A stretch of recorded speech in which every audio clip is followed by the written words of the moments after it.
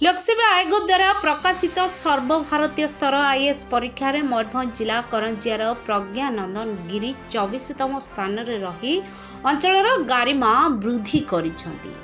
ଏହି ଖବର ପ୍ରଚାରିତ ହେବା ପରେ କରଞ୍ଜିଆ ଅଞ୍ଚଳରେ ଆନନ୍ଦର ଲହରୀ ଖେଳି ଯାଇଛି। ବିଭିନ୍ନ ବ୍ୟକ୍ତି ବିଶେଷ ତଥା ଅନୁଷ୍ଠାନ ତରଫରୁ ତାଙ୍କ ସଫଳତା ନିମନ୍ତେ ଶୁଭେଚ୍ଛାର ସୁଅ ଛୁଟିଥିଲା।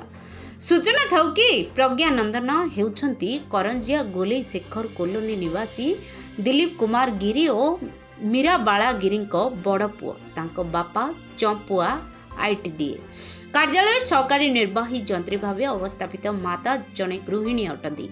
ତେବେ ପ୍ରଜ୍ଞା ଛୋଟବେଳୁ ଅତ୍ୟନ୍ତ ମେଧାବୀ ଥିଲେ। ସେ କରଞ୍ଜିଆ ସରସ୍ୱତୀ ଶିଶୁ ମନ୍ଦିରରୁ ମାଟ୍ରିକ୍ ପାସ୍ ପରେ ଭୁବନେଶ୍ୱର କଳିଙ୍ଗ ଭାରତୀ ଆବାସୀ ଯୁକ୍ତ 2 ମହାବିଦ୍ୟାଳୟରୁ ଯୁକ୍ତ 2 ପରେ ଭୁବନେଶ୍ୱର ସ୍ଥିତ ନାଇଜରରେ ଆଇସିଏସ୍ ପାଇଁ ଉତ୍ତୀର୍ଣ୍ଣ ହୋଇ ଓଡ଼ିଶା ରାଜସ୍ୱ ସେବା ଅଧିକାରୀ ଭାବେ 2019 କୃତକାର୍ଯ୍ୟ ହୋଇଥିଲେ। 2020 ଓଡ଼ିଶା ପ୍ରଶାସନିକ ପରୀକ୍ଷାରେ କୃତକାର୍ଯ୍ୟ ହୋଇ ବର୍ତ୍ତମାନ ବରଗଡ଼ ଜିଲ୍ଲାପାଳଙ୍କ କାର୍ଯ୍ୟାଳୟରେ ସହକାରୀ ଜିଲ୍ଲାପାଳ ଭାବରେ ଅବସ୍ଥାପିତ ଅଛନ୍ତି। ଚତୁର୍ଥ ପ୍ରୟାସରେ ସର୍ବଭାରତୀୟ ସ୍ତରରେ 24ତମ ସ୍ଥାନ ଅଧିକାର କରିଛନ୍ତି।